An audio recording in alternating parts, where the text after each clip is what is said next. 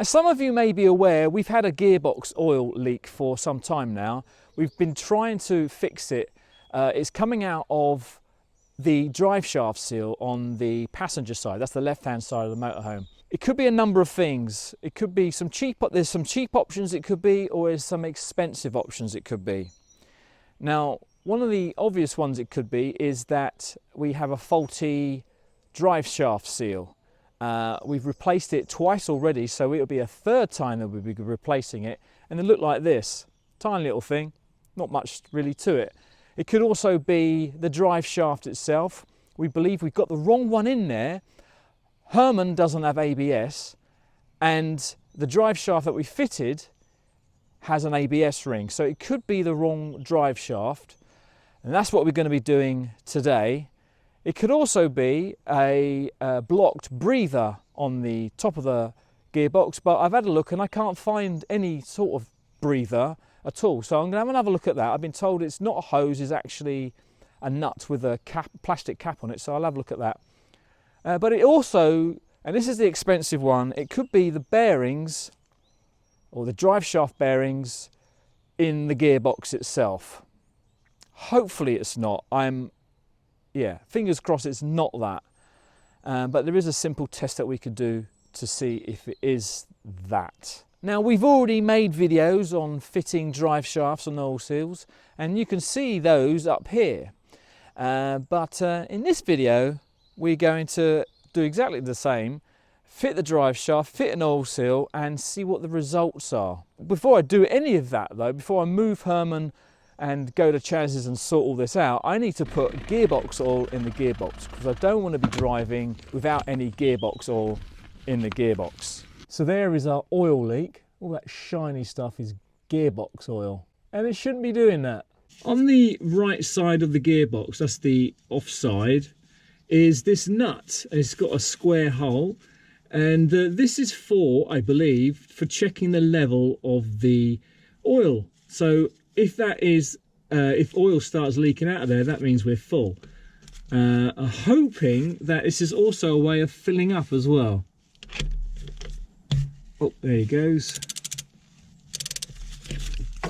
There you go, that was easy. That was easy. Now I'm ready to catch any oil, but I think it's going to come down my arm.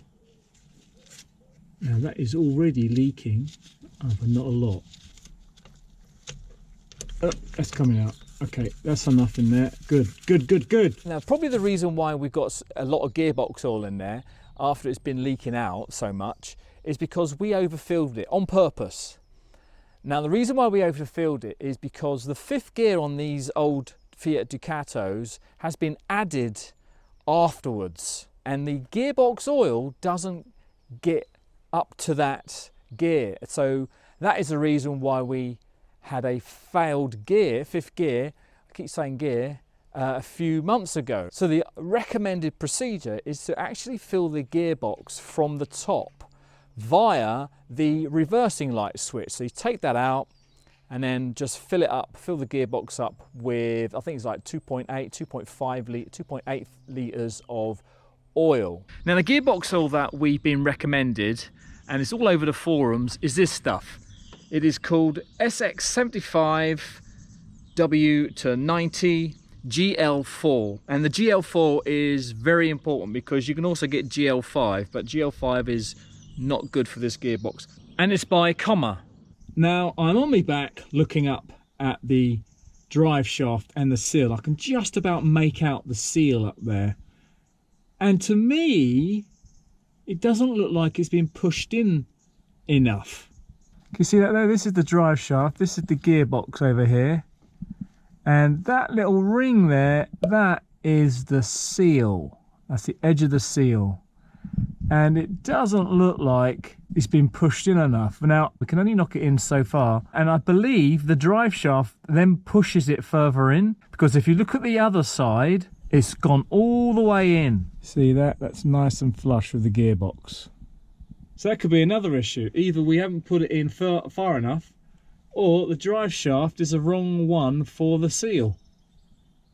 I guess it's possible. I'm going to test now to see if the drive shaft actually moves. I I can feel it shaking it like that. You can probably hear it as well. Tiny amount. I can't feel it up, in and out. All that twisting. No. So that could actually be the issue. It's a tiny amount that it's... I can barely feel it actually, but that could be the reason why we have an oil leak. That's going to be expensive. Now the other side, I don't feel any movement whatsoever. However, it is actually fixed in place by this bearing carrier here. So this part is not going anywhere, I don't think. Okay, so I'm looking for the gearbox breather. Now this is the back of the gearbox. Now that's towards the front. This here is the reversing light switch, which is where we fill up from. My point of view here, where I am, I can't see anything. I don't think there is a breather on there. So the next thing I need to do is take Herman to Chaz's place so he can fix that leak. As you can see, I am still at Herman. I've not taken him around Chaz's. In fact, I was just about to go there until Hello. He's actually here. So you've just gone underneath it and checked that drive shaft out. I mean, since we last was under there sorting that out, there's so much float now. We call it float play. Yeah. Where that inner CV goes in that box. Yeah. That's the bearings in there, mate. Yeah, that's what I was... And that's a real heavy box, and that's far too heavy for us to try and get out on our backs, you know? Yeah. So it's a heavy thing. And the trouble is, because I can't get a lift in the front of Herman, you know, because of the way he's designed, that's going to go up in the air on the ramp, so we're going to have to find someone, make a few calls and see if they can get the gearbox out so we can sort it and then get back in again. That's where we are with it anyway. Yeah. So when I was playing around with it or trying to move it, it moved like 0.1 of a millimetre, I bet, and you could hardly hear it. But you with your big cannons, I almost had it touching the back axle. It was that wobbly. It's a wobbly, yes. It's very wobbly under there, yeah. So I guess we're going to have to find someone to do it for us. That's going to be the costly thing, and of course that means we're not going to be able to do any travelling for weeks, maybe even months.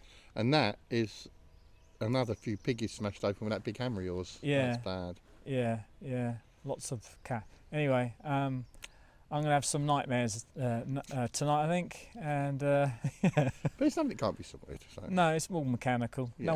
No one's been hurt yet. No, that's it. And it's like it's just playing up. Yeah, little bugger. Yeah, that's one word. Yeah.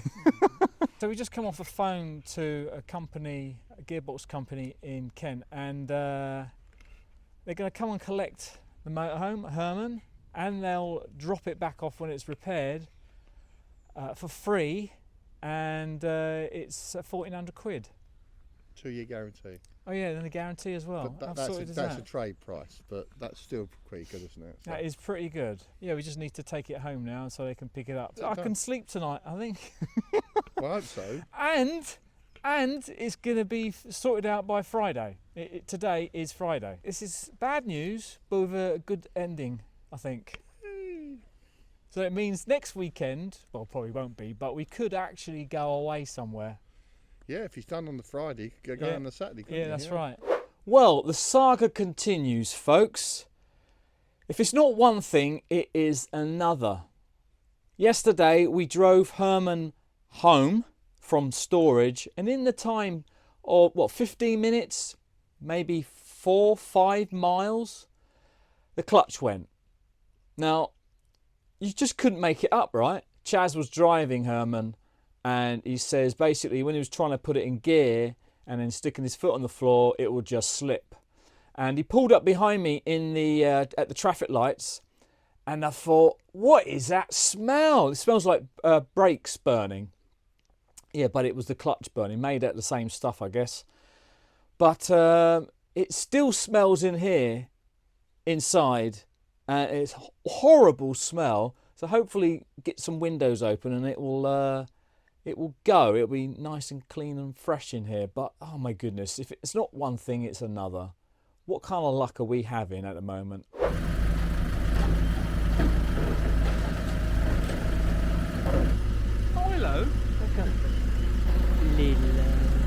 He's a troublemaker.